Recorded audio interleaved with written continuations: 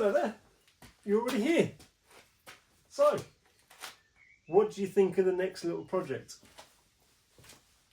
So far, all I've done is really put it on the bench. I haven't had a really good look over it yet. I had a very brief look when it first came here, but that was about it. Got the other bits out of the way. Now I can start having a look. This is George's Holmside. 7 1/4, 060. Not a bad little engine. They do go like stink, really. But George's is a little bit tired. It's got a few knocks, it's got a few groans. We will have a look around and see what we can do to just tidy this up. It's not a full rebuild, but there's just going to be a few little bits, and I'll cover them one an episode, or a little area per episode, and gradually we can get on top of it. So I'm only looking at the chassis. We know there's a couple of knocks and bangs, but we should be able to make it quieter, and I think he was concerned that the timing might be slightly wrong, so we'll take a look at that too. So come closer and we'll take a better look at what's needs doing so far. So starting with the left hand side, the rods don't feel too bad. Yes, there's a little bit of play, but nothing. That gradient pin is probably the worst offender on this side. The little end pin. Oh, there's a whole lot of movement going on here. So we'll do something about this, see if we can tidy that up, because that would have been making a hell of a noise. Let's focus you in and see what's going on. So first of all, I'm fairly sure we can do something better here. What can we do? Just having a brief look. So the way that's supported at the top, we must be able to do something better with that bracket. That bracket is bolted to the running plate as well, so I think we can do better than that. Maybe if we build something off of the motion bracket while I'm here. The end of that piece bracket is 1/2 inch away from the motion bracket, so I'm sure we can do something there. I've just told you that so that I've got a reference to come back to later on. So, bit of play down there. We could probably make a better fitting pin. We'll have to see what that's like in the rest of the rod. And last but not least, that little end is pretty well knackered. So, new small end, new support for the linkage for the lubricator drive. I'm sure we can do something a lot better there. And if we can, we'll look at the gradient pin. But that's this side done. Oh, and the drain cock link. Drain cocks all want looking at, but that's a separate issue.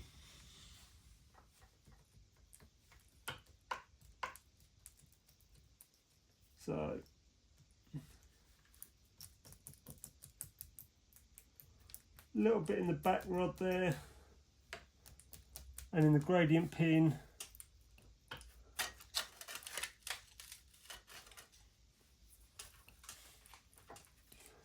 But the front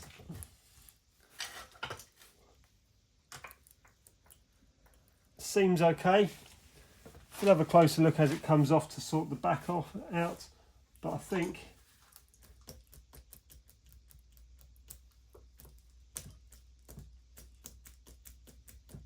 Yeah, I think it's just the back that's the problem. Probably the same the other side. I didn't try that, to be honest.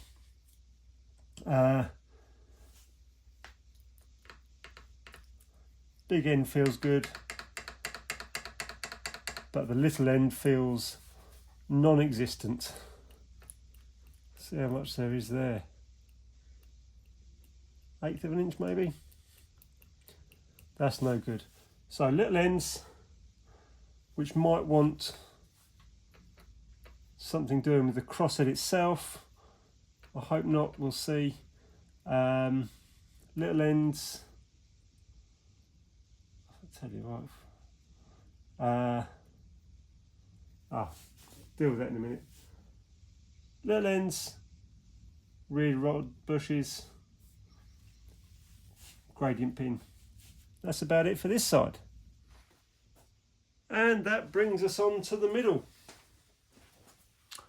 So, there's not a lot at the back end. We need to get the smoke box off so that we can get to the valve chests and time that end. But before we can time it, we need to get rid of anything that's around here.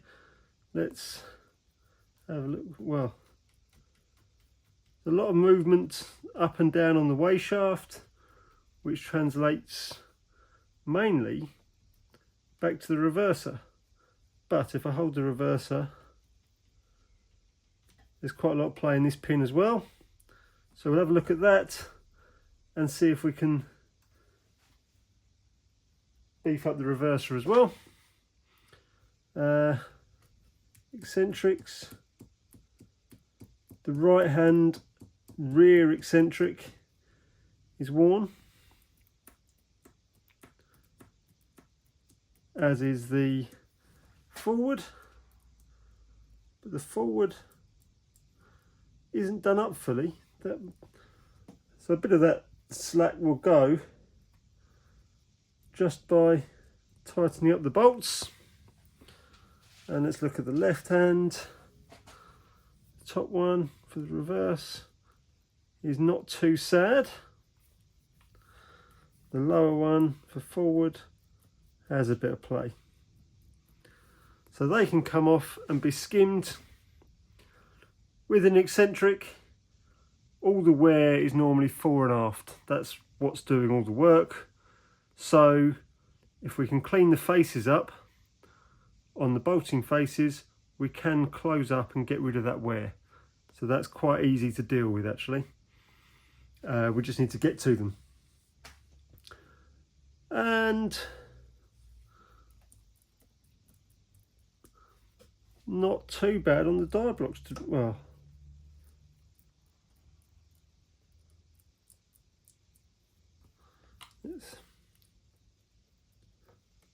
yeah, the die blocks don't seem too bad. So it's just when it all adds together, that's quite a lot. So yeah, we will take apart what we can here, what we need to. Some bits are pretty good, but so it's mainly the eccentrics and the reach rod. Then we can take the smoke box off, or get the smoke box off first anyway. Take the smoke box off and we can look at the valve events as well. As we're taking the eccentrics off, we can see how they're attached to the shaft, the axle, and then we can possibly tweak them. So that is what we've got going. I've taken apart the lubricator drive bit and I really don't like it. So that's a really small pin running through there and it's really long, it's badly fitting in there, and then there's a big boss on the back of this soldered on. So what I'm going to do is probably make that hole a bit bigger, say for a 2BA bolt. Make a boss with a thread on the back for a 2BA nut, on the other side, or maybe a drill and tap it for a bolt. Haven't decided yet. And then have a spigot on the end, cross drill for a pin, just like it was. So, but then that'll maybe be a quarter hole rather than an eighth. This will be reamed out to a quarter, or maybe even bigger, with a bush put in there, reamed to a quarter, and obviously that big block on the back machined off, or filed off, cut off. Then that will be a lot nicer. It won't be pivoting around there because the block will be bolted on solidly, and then it'll just be pivoted on the very end in a nice fitting bush as well. Down here we'll do something to take away some of the slop in that. At the moment it's just bearing on the thread of a bolt, I think. So we'll see if we can do something like different there. And this bracket, I will leave it in that it's got a lot of adjustment, but I'm going to weld that on the end because it's a piece of 1/2 inch angle, which is the same 1/2 inch that we were missing there. In fact, I think it's ever so slightly bigger, but it's not going to matter with that adjustment. I'll probably take the motion bracket off so I can drill 2 holes and have a couple of 2BA bolts bolting it all together, and then that will all be nice and solid to the chassis. Certainly more solid than it was on the flimsy running board. So that is as far as I'm going for now. Oh, and I'll probably do something with this because again that was bearing on a screw thread. So if I were to say find out what that thread is, I quite like that though, the split pin through the rod. Find out what the thread is. I could even machine a bush like a but thread the inside of it so it screws on, then that can go onto that and it'll be sort of reamed ever so slightly bigger. But lots of ideas, it just needs putting into action. So I've been chatting to George and he tells me that this lubricator has been over oiling and empties the pot in about a mile. So we need to start looking at how to reduce that as well. But before I can do that, I need to get it all back together before I can then start looking at where the movement is and how much less movement it wants. So let's get on with strengthening that support for the pivot. So hopefully what I've done here becomes fairly self-evident.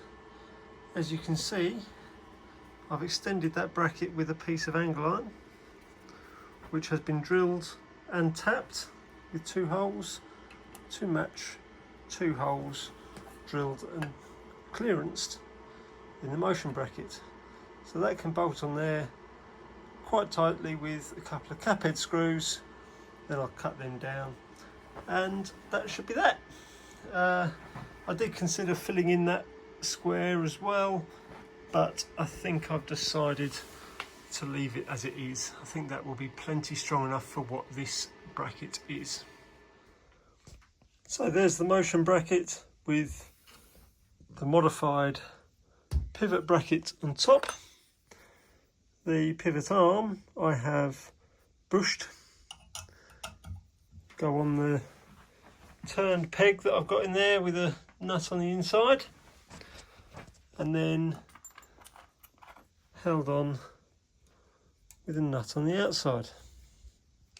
I'll tighten that up, I'll put it back on the engine, then we can start looking at what the lubricator is doing. So with that all back in place and just loosely assembled, when I roll the engine, I haven't got to go any further than back centres and forward centres, but there is a lot less wobble. A little bit down there, but part of that's the pin and all sorts down there. The bit of not a particularly good pin in there. We'll see what we can do about that, whether we put a fork on one part or the other, don't know yet.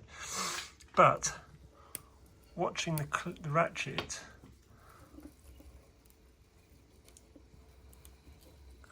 click, click, click. So it's getting 2 clicks per revolution. So I reckon if we move that pin further up, might not even need to go half the way up, but if we move the pin further up, we should be able to get down to just 1 click on the ratchet, which will give George double the mileage from that tank of oil. Of course, the other option would be to mess around inside the pot and reduce the quantity of oil per stroke. That's also a possibility and something worth considering. I haven't decided which way to go yet, but we will have a think about it. I still think 2 miles for that size pot is still plenty of oil. So yeah, it's just a question of whether we want to put the oil into the cylinders half as often or half as much. Let's have a think. So there we go. With that all buttoned up, he's getting 1 click on the ratchet per revolution, and everything is a lot tighter. No more rattling from this lot. So that's a bit sorted. I've still got to put the nut back on there, but this all might come off again in a minute to sort the little end out. So that will be the next job. For now, thanks for watching. I'll be back soon.